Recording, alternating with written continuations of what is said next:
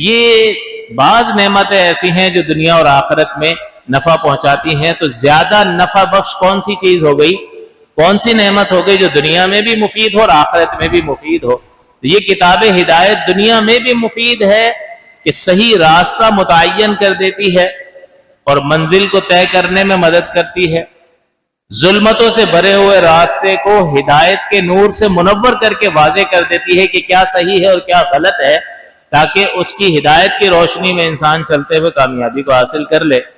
تو بتائیے یہ جو ہدایت ہے، یہ جو نعمت ہے، وہ آخرت اور دنیا دونوں کے لیے مفید ہے۔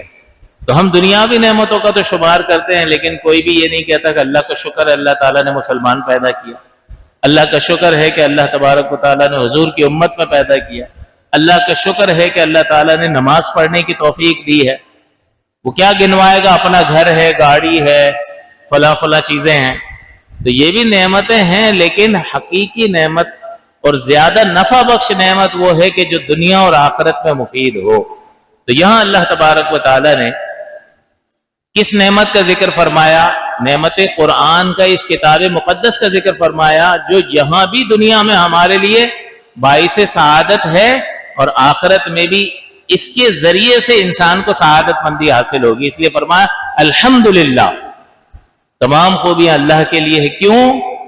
الذی انزل علی عبدہ الکتاب، کہ جس نے اپنے بندہ خاص پر اس کتاب کو نازل فرمایا۔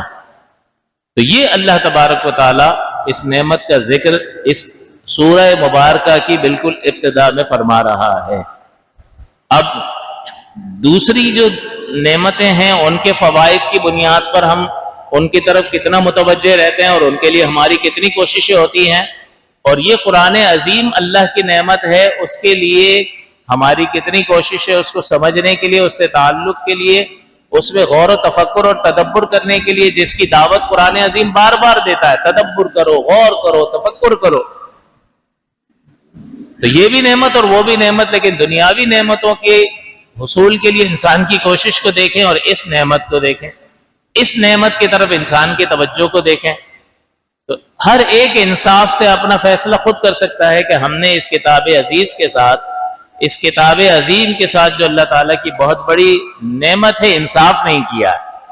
تو ہر ایک آئینے کے سامنے جا کر کھڑا ہو جائے مجھ سمیت اور سوال کرے کہ بھائی دوسری نعمتوں کے ساتھ تیرا تعلق اور اس کتاب ہدایت کے ساتھ تیرا تعلق کس درجے میں ہے، تو وہ خود فیصلہ کر لے گا کہ ہم نے اللہ کی اس عظیم کتاب کے ساتھ انصاف نہیں کیا، اس کو وہ مقام، مرتبہ اور درجہ نہیں دیا۔ ویسے چوم کے رکھیں گے غلاف میں اونچی جگہ پر، لیکن اس کا جو اصلی مقصد ہے اس کو حاصل کرنے کے لیے اس درجے کا تعلق قائم نہیں کیا جو دوسری نعمتوں سے ہم قائم کرتے ہیں۔